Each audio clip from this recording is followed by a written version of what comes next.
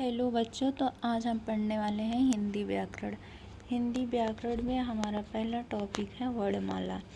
तो शुरुआत करते हैं। और यह वीडियो हमारे अपने खुद के नोट्स से बनाए हुए हैं, तो बहुत पसंद आएंगे आप लोग को। तो आइए आज हम शुरुआत करते हैं वर्णमाला टॉपिक की। पहला टॉपिक हमारा रहने वाला है वर्णमाला। वर्णमाला किसे कहते हैं? तो वर्णों के व्यवस्थित समूह को वर्णमाला कहते हैं। वर्णों के व्यवस्थित समूह को वर्णमाला कहते हैं।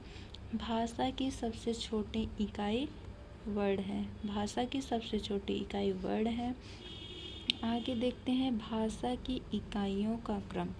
कभी कभी प्रश्न पूछ लेता है कि भाषा की इकाइयों के क्रम को व्यवस्थित कीजिए। तो पहले ध्वनि है, वर्ण, अक्षर, शब्द, पद, वाक्य। भाषा की इकाइयों का क्रम है ध्वनि, वर्ण या अक्षर, शब्द, पद, वाक्य। अब हम आगे देखते हैं कि ध्वनि किसे कहते हैं। भाषा की लघुत्तम इकाई उच्चारण की दृष्टि से भाषा की लघुत्तम इकाई है। जो ध्वनि है वह भाषा की लघुत्तम इकाई उच्चारण की दृष्टि से भाषा की लघुत्तम इकाई है। और जो ध्वनि अमूर्त और अदृश्य होती है। जैसे हम बोलते हैं कि क, तो यह क जो हमारे एक मुख से इसके क की ध्वनि निकल रही है, यह एक उच्चारण की दृष्टि से लघुत्तम इकाई है। आगे हम देखते हैं वर्ण या अक्षर।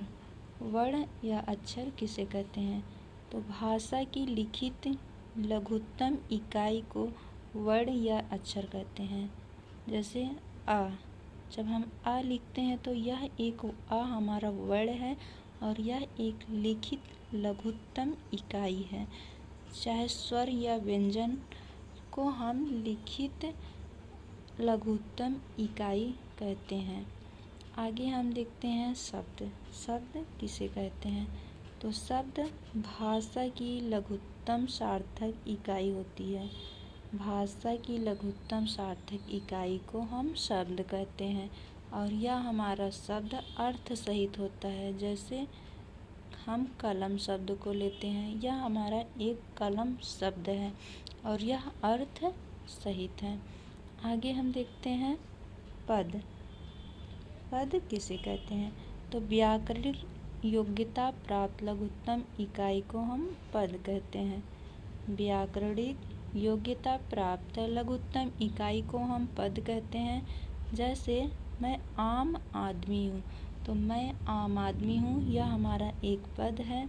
अगर हम देखें तो जैसे आम, अगर हम केवल आम बोलते हैं या ओनली वन हम आदमी बोलते हैं तो ये हमारा एक शब्द होता है। लेकिन अगर वही हम एक सेंटेंस में बोलते हैं कि मैं आम आदमी हूँ, तो यह हमारा एक पद बन जाता है। आगे हम देखते हैं वाक्य। वाक्य किसे कहते हैं? तो भाषा की पूर्ण लघुत्तम इकाई को हम वाक्य कहते हैं। भाषा की पूर्ण लघुत्तम इकाई को वाक्य कहते हैं। आगे देखते हैं वर्णमाला के विषय में, जो कि यह बहुत मोस्ट इम्पॉर्टेंट क्वेश्चन है कि वर्णमाला में वर्णों की संख्या कितनी होती है। तो अलग अलग विद्वान ने, व्याकरणाचार्य ने अलग अलग अपने अनुसार उसको माना है। तो यहाँ पे हम देखते हैं कि कुल वर्णों की संख्या कितनी होती है। हिंदी में वर्णमाला में कुल वर्णों की संख्या 52 है, जो कि यह सर्वमान्य मत है। अगर क्वेश्चन पेपर में एकदम सीधा सीधा प्रश्न पूछता है कि वर्ण की संख्या कितनी है, तो वहाँ हमें 52 मानना है। और अगर वहीं पूछता है कि कामता प्रसाद गुरु के अनुसार हिंदी व्याकरण में वर्ण कितने होते हैं, तो कामता प्रसाद गुरु ने वर्ण 44 वर्ण माने हैं, 11 स्वर माने हैं और 33 व्यंजन माने हैं। तो कामता प्रसाद गुरु के अनुसार 44 वर्ण होते हैं, 11 स्वर होते हैं और 33 व्यंजन होते हैं। और वहीं कुल वर्ण सभी विद्वान के जो सर्वमान्य मत है, वहाँ कुल वर्णों की संख्या 52 होती है। ठीक है, आगे देखते हैं हिंदी में कुल कितने स्वर हैं। अगर प्रश्न बनता है कि हिंदी में कुल कितने स्वर हैं, तो 11 स्वर हैं 10 मात्राएं हैं और 12 खड़ी है, जिसमें 11 स्वर में ह्रस्व आ, दीर्घ आ, ह्रस्व ई, दीर्घ ई, ह्रस्व उ, दीर्घ उ, री, ए, ऐ, ओ, अ। तो कुल स्वरों की संख्या 11 हो गई। आगे देखते हैं 10 मात्रा है, जो कि एक जो ह्रस्व आ होता है उसकी मात्रा नहीं होती है, इसलिए 11 स्वर में 10 मात्राएं ही होती हैं और 12 खड़ी होती हैं। आगे हम देखते हैं अयोग वा। अयोग वा किसे कहते हैं? तो पहले तो हम समझते हैं कि जैसे योग हो गया, योग मतलब जोड़ होता है। अगर यहीं पे आ लिख जाए तो इसका मतलब होता है बिना जोड़ का वहन करना। अयोग वा की संख्या कितनी होती है? तो परीक्षा में तो ये पूछा जाता है कि अयोग वा की संख्या कितनी होती है। तो अयोग वा की संख्या 2 है, अनुस्वार और विसर्ग। अयोग वा की संख्या कितनी है? 2 है, अनुस्वार और विसर्ग। आगे हम देखते हैं स्वर।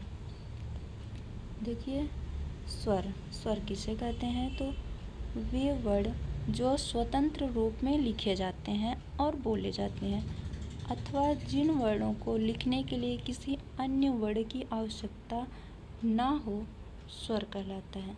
स्वर स्वतंत्र होते हैं। स्वर को लिखने के लिए किसी अन्य वर्ण की आवश्यकता हमें नहीं पड़ती है। स्वर अपने आप में एक स्वतंत्र होता है। जैसे आ लिखते हैं तो आ लिखने के लिए हमें किसी भी व्यंजन की सहायता नहीं लेनी पड़ती। और वहीं अगर हमें का लिखना पड़ता है, जैसे हम का लिखते हैं तो का लिख के जब हम हलंत लगा देते हैं तो हमें व्यंजन का सहारा लेना पड़ता है। जब आ इसमें लगाएंगे तो हलंत हटेगा, तभी हमारा का पूर्ण होता है। तो व्यंजन में हम स्वर की सहायता से लिखते हैं और जो स्वर होता है वह स्वतंत्र होता है। आगे हम देखते हैं व्यंजन। तो व्यंजन किसे कहते हैं? वे वर्ण जो ना तो स्वतंत्र रूप से लिखे जाएं और ना ही स्वतंत्र रूप से बोले जाएं, अथवा जिन वर्णों को लिखने के लिए स्वर की आवश्यकता होती है, उसे हम व्यंजन कहते हैं। फिर से देखिए, वे वर्ण जो ना तो स्वतंत्र रूप से लिखे जाएं और ना ही स्वतंत्र रूप से बोले जाएं, अथवा जिन वर्णों को लिखने के लिए स्वर की आवश्यकता होती है, उसे हम व्यंजन कहते हैं। आगे देखते हैं मात्रा। तो मात्रा कालमान किसी स्वर के उच्चारण में लगा समय मात्रा कहलाता है। मात्रा केवल स्वरों की होती है, व्यंजन का नहीं होता है। तो मात्रा केवल स्वरों में लगता है और व्यंजन का नहीं होता है। जैसे आ स्वर है और वहीं आ बोलते हैं तो ह्रस्व आ, और वहीं आ बोलते हैं तो दीर्घ आ हो जाता है, तो इसमें मात्रा लग जाता है।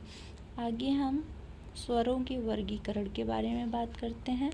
तो स्वरों का वर्गीकरण जो है मात्रा के आधार पर हुआ है, उत्पत्ति के आधार पर, जीवा के आधार पर, अलग अलग प्रकार से स्वरों का वर्गीकरण है।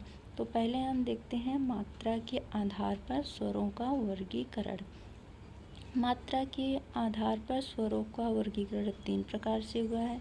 पहला है ह्रस्व स्वर, दूसरा है दीर्घ स्वर और तीसरा है हमारा प्लुत स्वर। तो पहले हम ह्रस्व स्वर को देखते हैं। ह्रस्व स्वर किसे कहते हैं? तो ह्रस्व स्वर एक मात्रिक स्वर है जिसके उच्चारण में एक मात्रा का समय लगता है। जैसे आ, ई, उ, री, ये सब ह्रस्व स्वर है। दूसरा है दीर्घ स्वर, द्विमात्रिक स्वर। इसके उच्चारण में 2 मात्रा का समय लगता है। जैसे आ, ई, उ, ए, ऐ, ओ, औ। अर्थात इसमें दीर्घ आ, दीर्घ ई, दीर्घ उ, इसमें 2 मात्रा का समय लगा हुआ है। आगे हम देखते हैं प्लुत स्वर। प्लुत स्वर को ही त्रिमात्रिक स्वर भी कहा जाता है।